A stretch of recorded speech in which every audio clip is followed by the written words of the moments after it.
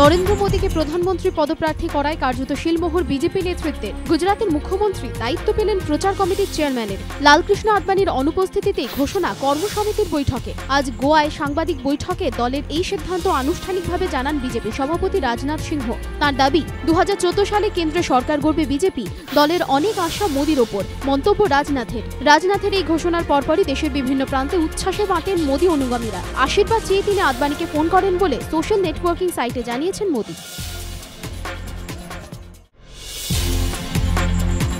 জেলায় জেলায় পঞ্চায়েতে মনোনয়ন ঘিরে অশান্তি অব্যাহত। বিভিন্ন জায়গায় সিপিএম প্রার্থীকে মনোনয়ন প্রত্যাহারের জন্য হুমকি দেওয়ার অভিযোগ অস্বীকার শাসক দলের। কোন্নগরে সিপিএম তৃণমূল সংঘর্ষ, পাথর প্রতিমায় খুন সিপিএম এর প্রাক্তন পঞ্চায়েত প্রধান। তৃণমূলের সমালোচনায় সরব বিমান বসু ও অধীর চৌধুরী।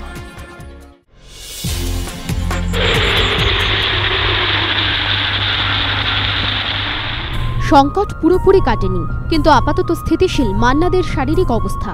বেশ কয়েকদিন ধরেই অসুস্থ এই প্রবাদ প্রতিম শিল্পী। চিকিৎসা চলছিল বাড়িতেই। শনিবার অবস্থার অবনতি হওয়ায় বুকের সংক্রমণজনিত সমস্যা নিয়ে তাঁকে বেঙ্গালুরুর নারায়ণ হৃদয়ালয় হাসপাতালে ভর্তি করা হয়। রবিবার চিকিৎসকরা জানিয়েছেন, অবস্থার বিশেষ বদল না হলেও মান্নাদের অবস্থা স্থিতিশীল। হিন্দি বাংলা মিশিয়ে প্রায় 3,500 গান গেয়েছেন এই প্রবাদ প্রতিম শিল্পী। কলেজ পড়ুয়া থেকে প্রাপ্তবয়স্ক বিভিন্ন প্রজন্মের শ্রোতা আজও বুঁদ মান্না ম্যাজিকে।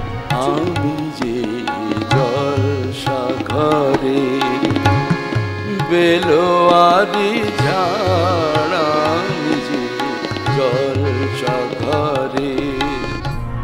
94 বছরের শিল্পীর অসুস্থতার খবর পাওয়ার পর থেকেই তার আরোগ্য কামনায় দেশ জুড়ে অসংখ্য গুণগ্রাহী।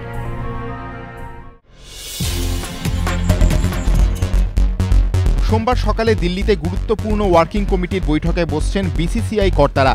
জগমোহন ডালমিয়ার নেতৃত্বে প্রথম ওয়ার্কিং কমিটি বৈঠকে প্রথমেই আলোচনায় উঠতে চলেছে বেটিংয়ে রাজস্থান রয়্যালসের কর্ণধার রাজ কুন্দ্রার নাম জড়িয়ে যাওয়ার বিষয়টি। তদন্ত শেষ হওয়ার আগে পর্যন্ত যেমন গুরুনাথ মায়াত্মানকে সাসপেন্ড করা হয়েছিল, সেভাবেই আপাতত সাসপেনশনের মুখে পড়ারই সম্ভাবনা বেশি রাজ কুন্দ্রারও। বেটিংয়ে কর্ণধারদের নাম জড়ানোর পরেও বিভিন্ন মহলে প্রশ্ন উঠছে, বিসিসিআই কেন বোর্ডের সঙ্গে ফ্র্যাঞ্চাইজিগুলোর চুক্তির 11-3 ধারা ব্যবহার করতে পিছিয়ে যাচ্ছে। কোনো কড়া পদক্ষেপ দ্রুত নেওয়া দরকার কিনা সে ব্যাপারে কথাবার্তা হতে পারে বৈঠকে। কনফ্লিক্ট অফ ইন্টারেস্টের অভিযোগ ভারত অধিনায়কের দিকে। তার স্পোর্টস ম্যানেজমেন্ট সংস্থা কি করে জাতীয় দলের একাধিক খেলোয়াড়কে সামলাচ্ছে, চারিদিকে প্রশ্ন উঠছে।